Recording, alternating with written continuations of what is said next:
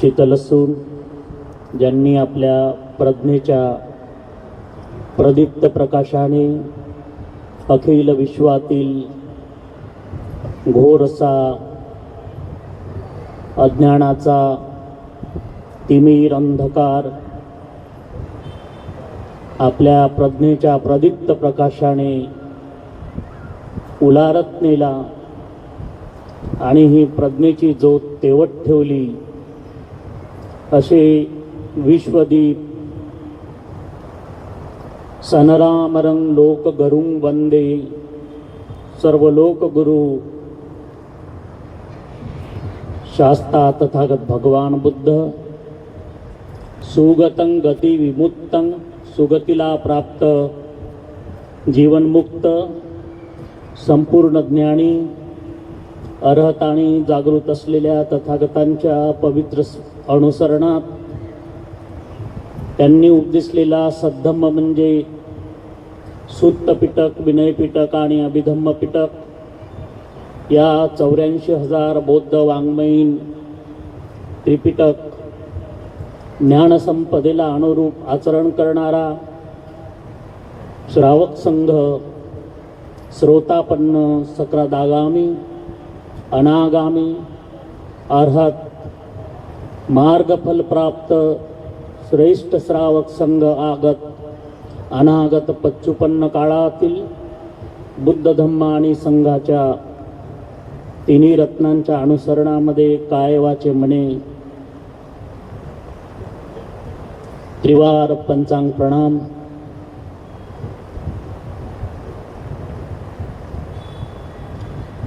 बोधिसत्व गुणोपेत परमपूज्य महामानव भारतरत्न डॉक्टर बाबासाहेब आंबेडकरांच्या बुद्धमयतेच्या पवित्र विचारांना आपणा सर्वांकडून विनम्र अभिवादन. विश्वाच्या ज्ञानक्षितिजावरती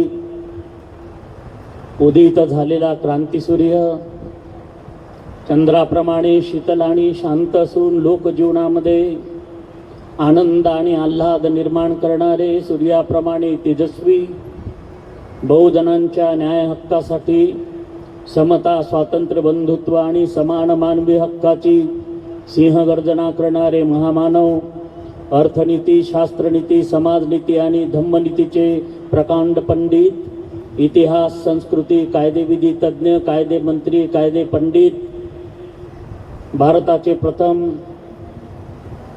कानून मंत्री आणि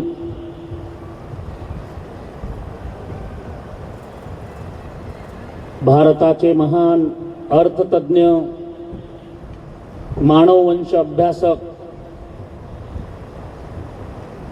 आधुनिक युगातील बोधिसत्व महामानव विश्वभूषण भारतरत्न डॉक्टर बाबासाहेब आंबेडकर भारताचे प्रथम मजूर मंत्री सर्वहारा शोषित दलित आदिवासी बहुजनांचे उद्धारकर्ता हिंदू कोडबिल रचयिता स्वतंत्र भारताच्या राज्यघटनेचे शिल्पकार आणि मसुदा समितीचे अध्यक्ष धम्मचक्र गतिमान करून भारताच्या बुद्धभूमीत सम्राट अशोकाच्या नंतर या देशाला पुन्हा बुद्धमय करण्याचं धम्मचक्र गतिमान करण्याचं महान कार्य ज्यांनी 14 ऑक्टोबर 1956च्या धम्मदीक्षेने पुन्हा धम्मचक्र गतिमान करण्याचं महान कार्य केलं असे आधुनिक बोधिसत्व बौद्ध धम्माचे उद्धार करता परमपूज्य महामानव भारतरत्न डॉक्टर बाबासाहेब आंबेडकर जागतिक कीर्तीचे बौद्ध विद्वान बौद्ध धम्माचे आधुनिक दार्शनिक थोर विचारवंत पाली भाषेचे प्रकांड पंडित ज्यांनी पाली साहित्यातील दुर्मिळ ज्ञानठेवा भारतीय बौद्धांच्या स्वाधीन करून जातक कथा अंगुत्तर निकाय, महावंश, सत्संग हो, वेद से मार्क्स तक बौद्ध धम्म एक बुद्धिवादी अध्ययन यदि बाबा न होते, तद्वतच परमपूज्य डॉक्टर बाबासाहेब आंबेडकर लिखित मूळ इंग्रजी ग्रंथ दि बुद्ध अँड हिज धम्मा, त्याचा हिंदी भाषेमध्ये बुद्ध वरून का धम्म, पंजाबी भाषेमध्ये भगवान बुद्ध ते उणादा धम्म या श्रेष्ठ ग्रंथाचे अनुवादक, राष्ट्रभाषा प्रचार समितीचे महान प्रचारक, थोर स्वतंत्र सेनानी, परमपूज्य आचार्य गुरुवर्य डॉक्टर भदंतानंद कौसल्यांजी महाथेरो, विद्या वाचस्पती, डिलीट नव नालंदा महाविहार आणि त्यांच्यासोबत कार्य करणारे महान भिक्खू, बौद्ध धम्माचे महान प्रचारक, देवानमित्त अनागारिक धम्मपालजी, ज्यांनी भारतामध्ये महाबोधी सोसायटीची स्थापना करून जगभर बौद्ध धम्माचा प्रचार प्रसार केला, असे बौद्ध धम्माचे महान भिक्खू संघ परंपरेचे आदरणीय पूज्य भदंत जगदीश काश्यपजी महाथेरो, पूज्य भदंत महापंडित राहुल सांकृत्याय, आचार्य डॉक्टर भदंत धम्मरक्षित, आचार्य भदंत बुद्ध घोष, दिग्गनाथ वसुबंधू धर्मकीर्ती यांच्या महान बौद्ध परंपरेचा वारसा या भारताला देण्याचं अथक कार्य या भिक्खू संघाने केलं, अशा भारतीय भिक्खू संघाच्या महान प्रयत्नामधून चरत भिक्खवे चारिकं बहुजन हिताय बहुजन सुखाय लोकानुकंपाय आत्ताय हिताय देशेतं भिक्खवे धम्मं आदि कल्याणं मध्य श्रेष्ठ धम्माचं अनुत्तर धम्माचं धम्मचक्र इथे गतिमान करण्याचं महान कार्य सतत आमच्या बौद्ध धम्माच्या श्राविका परंपरेने जीवित ठेवलेलं आहे. त्याचं ज्वलंत आणि जाज्वल्य असं उदाहरण म्हणजे संबोधिनी महिला मंडळाची ही 26वी धम्म परिषद आहे. या धम्म परिषदेने 25 वर्ष जे सातत्य राखलेलं आहे आणि धम्माचरणाची पहाट या संभाजी ग्राउंडवरती सतत जागृतीचा अग्नी तेवत ठेवणारी धम्म परिषद दरवर्षी या ठिकाणी घेण्याचं महान कार्य संवर्धिनी महिला मंडळाच्या वृंदाताई वाघमारे या प्रधान उपासिका आणि त्यांच्यासोबत कार्य करणाऱ्या सर्व उपासिका आणि त्यांना सहकार्य करणारे संपूर्ण स्तरावरील बौद्ध समाज बांधव भगिनी आज या ठिकाणी मोठ्या संख्येने उपस्थित आहेत. सर्वप्रथम या सर्व आयोजकांना शतशः साधुवाद देतो, ज्यांनी सुंदरशी धम्म परिषद या ठिकाणी घडवून आणलेली आहे. या धम्म परिषदेच्या निमित्तानं आपण भंते यश यांचं सुंदर असं अभ्यासपूर्ण धम्मचिंतन ऐकलेलं आहे. या धम्मचिंतनातून बौद्ध धम्माच्या प्रेरणा मानवाला शीलाच्या प्रवाहामध्ये प्रवाहित करतात. समाधीकडे वाटचाल करायला लावणारी चित्ताची एकाग्रता, उपचार समाधी त्याच्यामुळे आपल्याला साध्य होत असते.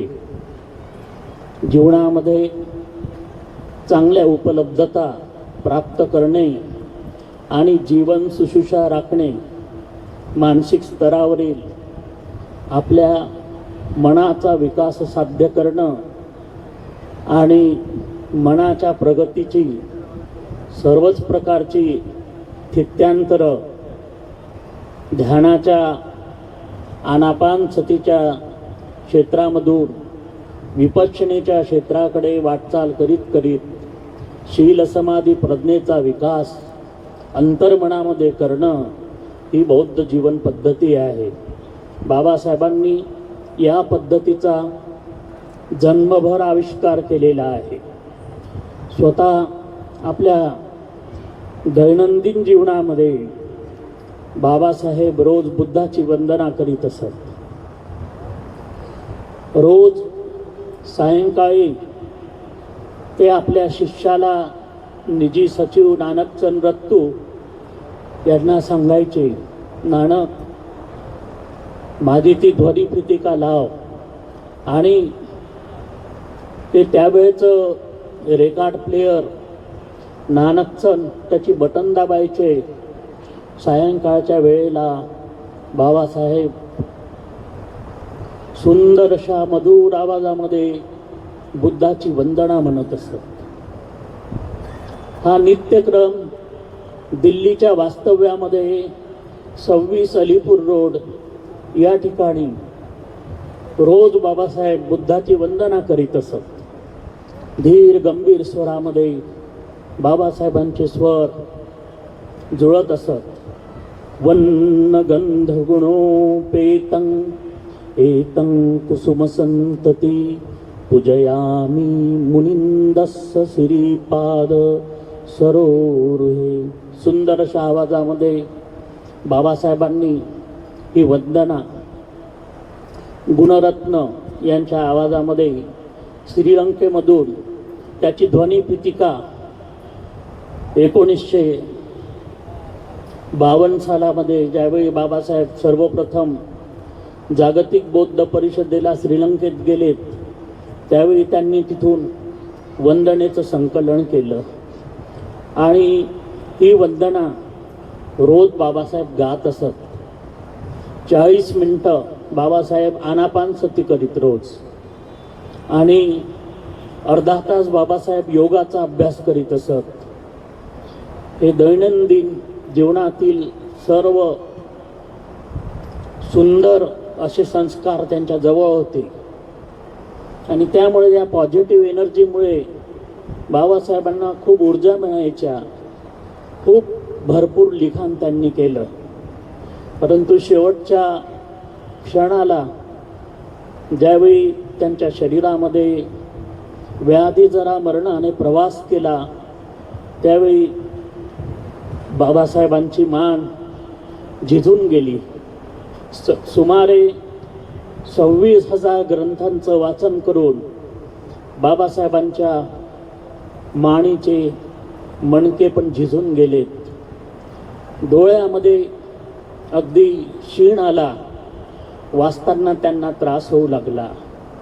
नानकचंद रत्तू ज्यावेळी रात्री 9 वाजता बाबासाहेबांच्या टेबलवरती चहा ठेवून जात असत, तो रात्री 9 वाजता चहाचा पेला नानकचंद बाबासाहेबांच्या पुढ्यात ठेवून गेलेत.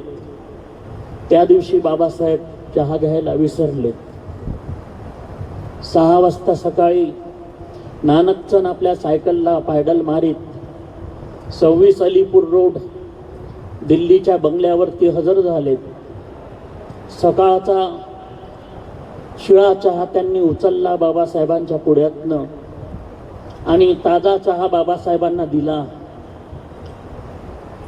तेव्हा बाबासाहेबांनी हळूच मान वर केली आणि विचारलं, नानक, तू घरी गेला नाहीस? नानकचंद म्हणाले, बाबा, मी घरी जाऊन आलो. अरे, अख्खी रात्र गेली संपली की काय? पूर्ण अभ्यासकांचे अंतर्मुख होण्याचे सद्गुण त्यांच्या ठायी होते. आणि हे लक्ष त्यांचं साधकाचं लक्ष होतं. एखादा मेडिटेटर्स, एखादा साधक जो असतो तो या बाह्य जगामध्ये वावरत नाही, तो अंतर्मुख होतो. अशी अंतर्मुखी प्रतिभा म्हणजे प्रतिभावंत महापुरुष डॉक्टर बाबासाहेब आंबेडकर होते. आणि ते अंतर्मुख झालेत, त्याच्यामुळे तुम्हाला अंतर्मुख करण्याचा उपदेश त्यांना देता आला. बाबासाहेब या बाह्य जगाच्या घडामोडीकडे जरी त्यांचं लक्ष असलं तरी मात्र अंतर्मुख प्रतिभावंत, विचारवंत, शीलवंत, सदा गुणी बुद्धिवंत आणि मूर्तिमंत असे अष्टपैलू व्यक्तिमत्व होते. त्यांच्या आचरणाला जगातल्या बौद्ध विद्वान भिक्खूंनी बोधिसत्वाचा पुरस्कार दिला. हा पुरस्कार काही सन्मान नव्हे. भारतरत्न जसा सन्मान बाबासाहेबांना मिळाला तसा हा बोधिसत्व काही सन्मान नव्हता. ही अवस्था आहे आणि ही अवस्था त्यांना प्राप्त झाल्यामुळेच त्यांचा दैदिप्यमान देह 6 डिसेंबर 1956ला दिल्लीवरून माझे गुरुवर्य डॉक्टर भदंत आनंद कौसल्या यांची महाथेरो हे मुंबईला घेऊन आलेत आणि चैत्यभूमीला त्यांचा अंतिम संस्कार 7 डिसेंबर 1956ला त्यांच्याकडून झाला. तो विधी भदंत आनंद कौसल्या यांच्या सोबत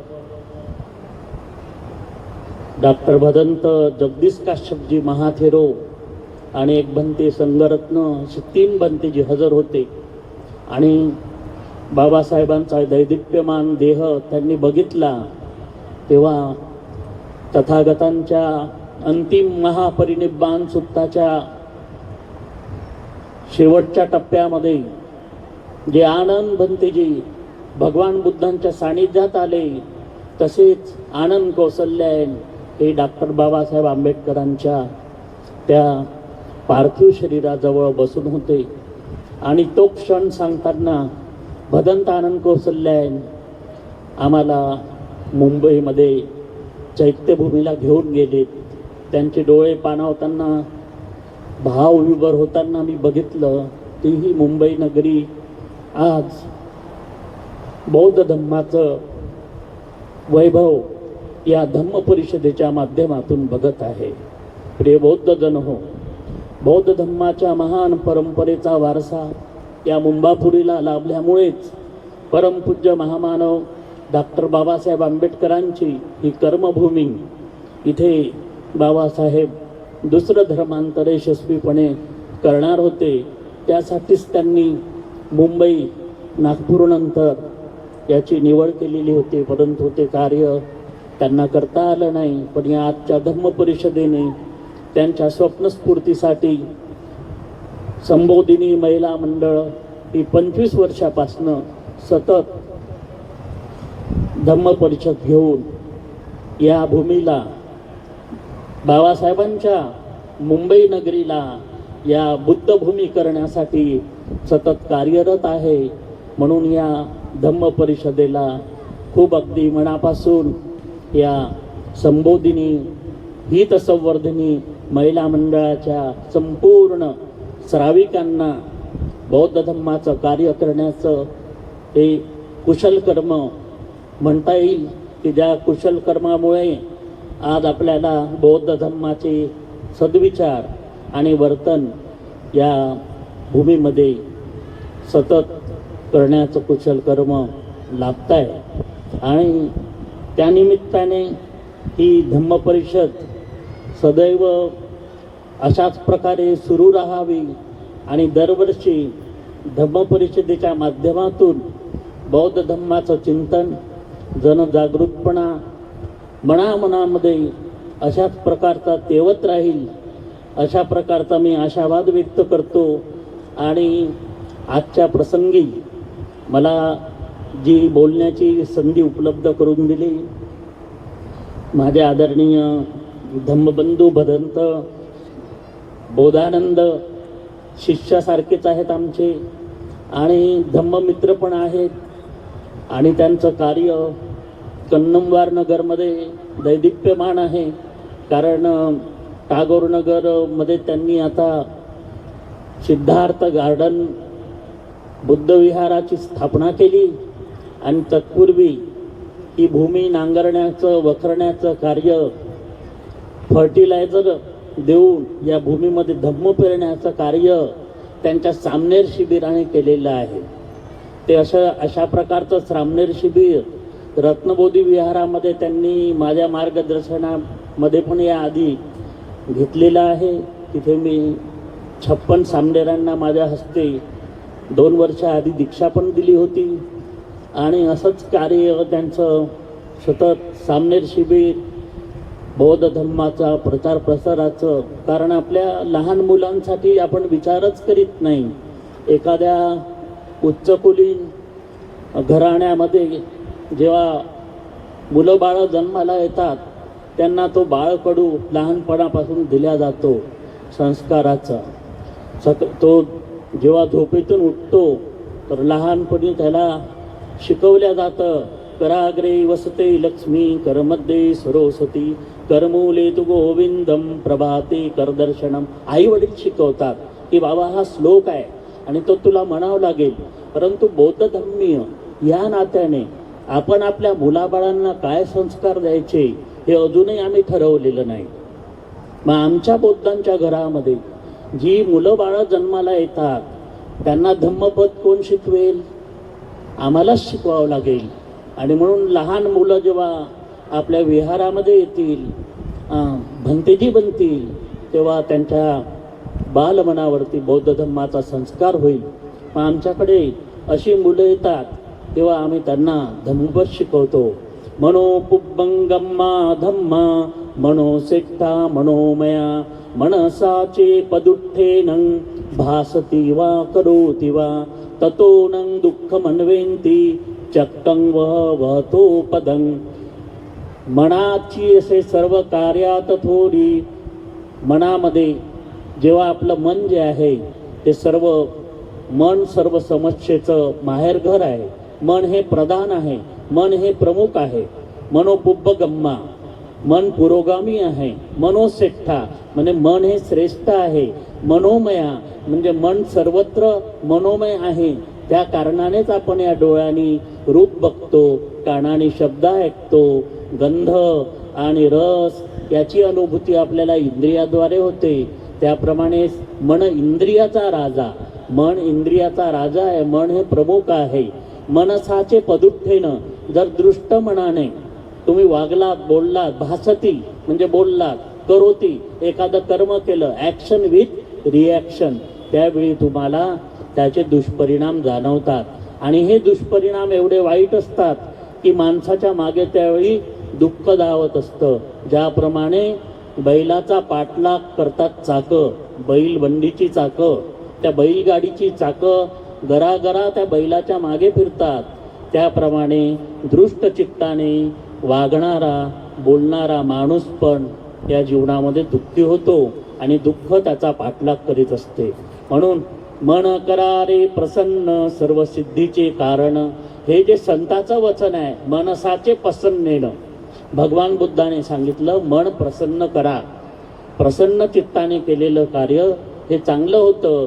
आणि मन करारे प्रसन्न हे बुद्धाचं वचन आहे. मनसाचे प्रसन्नेनं भासती वा करोति वा, बोलताना किंवा कुठलंही कर्म करताना तर जो न सुखमन्वेती, त्यावेळी मानवाला सौख्य प्राप्त होतं. छाया वहन पायरी, कधीही न सोडणारी माणसाची जी सावली आहे ती सदैव त्याच्यासोबत असते.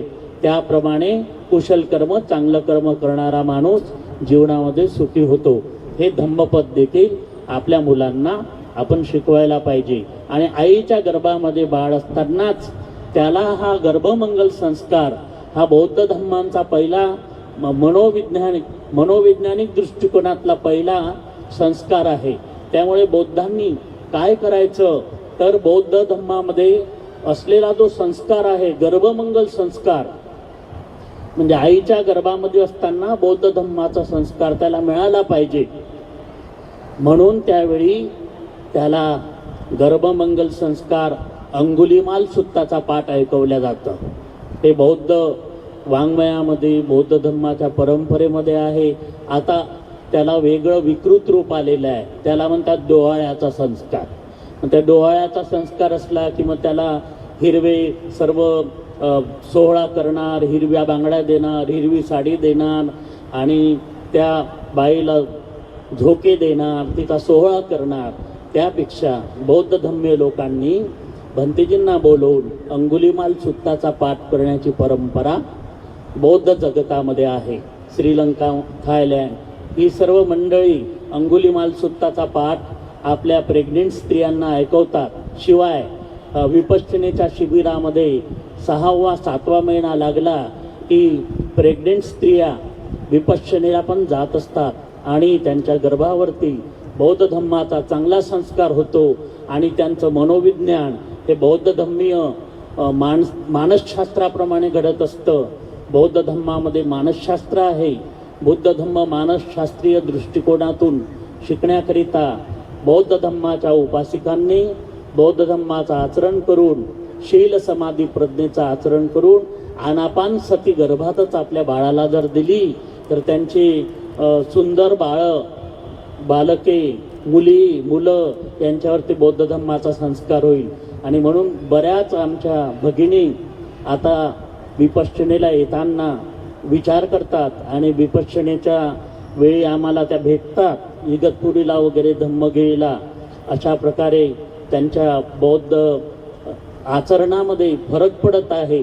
ही क्रांती आहे बौद्ध धम्मीय समाजामध्ये येत आहे अलीकडे आणि याची पुनरावृत्ती व्हावी. घराघरात बौद्ध धम्माचं जनजागरण होत राहावं या दृष्टीनेही बौद्ध माता बनण्याचा तुम्हाला फार सुंदर सन्मान लाभो आणि तुमच्या पोटी बौद्ध धम्माची संस्कृती जन्माला घालणारी एक चांगली सुंदर कन्यारत्न आणि पुत्ररत्न जन्माला येऊ. आणि त्या दृष्टीने बाबासाहेबांनी सांगितलं की तुम्ही 3 काकण शिवाय विचार करा. तुमच्यापेक्षा तुमची येणारी पिढी ही चांगली होईल यासाठी तुम्ही चांगलं भरपूर चिंतन करा आणि उच्च न्यायालयाकडे बघत राहा म्हणालेत बाबासाहेब. म्हणजे तुमच्या पोटी न्यायमूर्ती जन्माला येईल. आणि एखादा जसा भूषण गवई होतो तशासारखा तुम्हाला पण भूषण वाटेल अशाबद्दलचा एखादा पुरुष तुम्ही जन्माला घाला. पुत्र व्हावा ऐसा गुंडा त्याचा 3 लोकी झेंडा. आणि चंदनाचे हात पायही चंदन शोधिता अवगुण सापडेना अशा शुद्ध परंपरेचा बुद्ध आपला महाराष्ट्राला बाबासाहेबांनी दिला. आणि तो बुद्ध आपल्याला स्वीकार करीत असताना आपल्या अंतःकरणामध्ये बुद्धासाठी स्थान द्या. बुद्धाबद्दल प्रेम द्या. भंतेजींनी सांगितलं येश भंतेजींनी की बुद्धाबद्दल तुमच्या मनामध्ये प्रेम निर्माण झालं पाहिजे. जगाचं सारं दुःख श्रीलंकेची लोक थायलंडची लोक बुद्धाला सांगतात. मग आपण बौद्ध धम्मीय या नात्याने आपलं बुद्धासोबतचं नातं कसं असलं पाहिजे या दृष्टीनेही तुम्ही बुद्धाशी बोलायला शिका. तुमच्या मुलाबाळांना बुद्धाशी बोलायला लावा. आणि तुमचं बाळ तुमच्या पोटामध्ये असतानाच तुम्ही जर त्या बाळाशी पण काही बोलू लागलात प्रश्न करू लागलात तर तुम्हाला आपण निश्चितच म्हणजे खऱ्या अर्थाने बुद्धमय भारताचं स्वप्न साकार करता येईल. आणि हे महान स्वप्न साकार करण्याची जबाबदारी आपणा सर्व बौद्ध बांधवांची आहे. तेव्हा आजच्या मंगल प्रसंगी अधिक न बोलता बुद्ध धम्म संघ या 3 रत्नांच्या प्रतापाने उपस्थित झालेल्या समग्र बौद्धजन उपासक आणि उपासिकांच्या प्रती मंगलमैत्रीची कामना करून धम्मपथावरती आयु वर्ण सुख बल शक्ती सामर्थ्य प्राप्त हो. बुद्ध धम्म आणि संघ या 3 रत्नांच्या प्रतापाने सर्व प्रकारच्या दुःखातून भयामधून कलहामधून अशांतीमधून व्याकुळतेमधून सर्व प्रकारच्या बेचैनीमधून सर्व प्रकारच्या ट्रेस आणि टेन्शनमधून आपलं चित्त धम्मपथावरती निर्मळ हो. बुद्धाची महान करुणा असीम मैत्री सर्व जीवांवरती अनुकंपित हो. दृश्य अदृश्य दश दिशेतील सर्व प्राणी मात्र सुखी संपन्न हो. सर्वांना शांतीचा सुखाचा मार्ग प्राप्त हो. कोणीही दुःखी न राहो. बुद्ध शासनामध्ये आपणा सर्वांची भरभराट हो अशी उदात्त मंगल कामना करून मी माझं लांबलेलं धम्मभाष्य आपणा सर्वांच्या सुख शांतीचं चिंतन करून या ठिकाणी सर्वांच्या प्रति मंगल मैत्रीची सद्भावना करतो. धम्मदेसना पर्युत्साहन एतेन सच्चवज्जेन सोत्तिते होतु सबदा दुःख रोग भया वेरा शोका संतु चुपद्दवा अनेक अंतरायापि विनसंतु च तेजसा जय सिद्धी धनं लाभं सोत्ते भाग्यं सुखं बलं सिरि आयु च वन्नो च भोगं उड्डी च सवा शतवत्साच्या आयुच जीवसिद्धी भवन्तु ते. धन्यवाद भंतेजी. खरं तर भंतेजीला